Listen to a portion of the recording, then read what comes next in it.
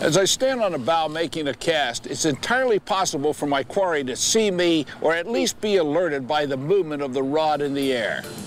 Scientists call this the periscope effect, and it occurs because light rays bend. That's why some fish spook before the bait or lure ever lands in the water. If you're tossing chum to a school of bonita, for example, they can actually see the tidbits in the air, and they'll race for the spot where the goodie will fall in the water. I've seen tarpon do this, where they are fed on a regular basis. It proves that they can see what's happening above the water, particularly on calm days. The eyes of a predator are located well forward and relatively high on either side of the head. Because the eyes are positioned on the sides, each can operate independently and scan an arc of about 180 degrees. The eyes overlap in front of the fish, giving it about 45 degrees of binocular vision. The only blind spot is a small area near the tail.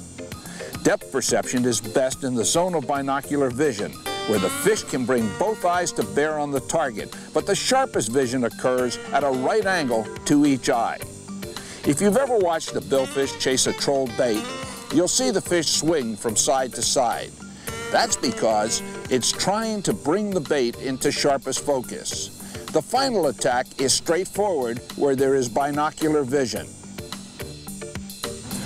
A fish's world is usually murky with flat light. Objects tend to blend into the background and blur together. For that reason, the fish's eye is designed to detect movement and contrast. A stationary object may go unseen, but add a little bit of motion to it or make it stand out, and the fish knows it's there. Although contrast and movement are critical factors, most fish that live in coastal waters have excellent color vision, and many can detect subtle shadings. Researchers are beginning to think that marlin and tuna see only blue hues, while dolphin recognize the blues and the greens. That's really an advantage because contrast becomes more important than specific color. Looking up, these species see their prey as dark objects against the lighter sky. Colors range from the reds and oranges at the longer wavelengths to the blues and greens at the shorter wavelengths. Water absorbs light energy, altering its color characteristics. Even in relatively clear water, red disappears and turns to gray and then black in a distance of less than 20 to 30 feet. That can be horizontal distance as well as depth. Greens and then blues are the last colors to change, maintaining their shades to a considerable depth and horizontal distance. White can also be seen a long way off.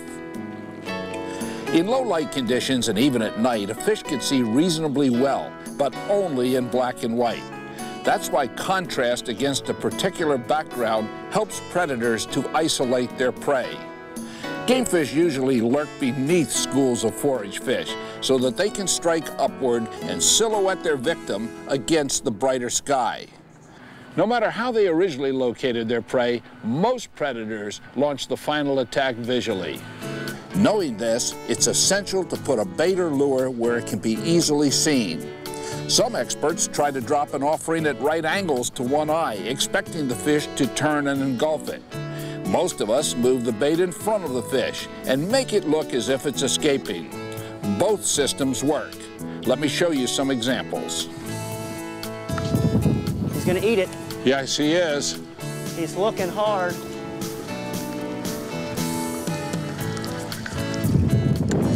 Yes, sir, Permit. Yes, sir. Good cast, Mark. He's going to eat it. Good cast, Mark. Nothing like those downwind casts, huh? All right. Boy, he circled and circled and circled that crab. Yes, he did.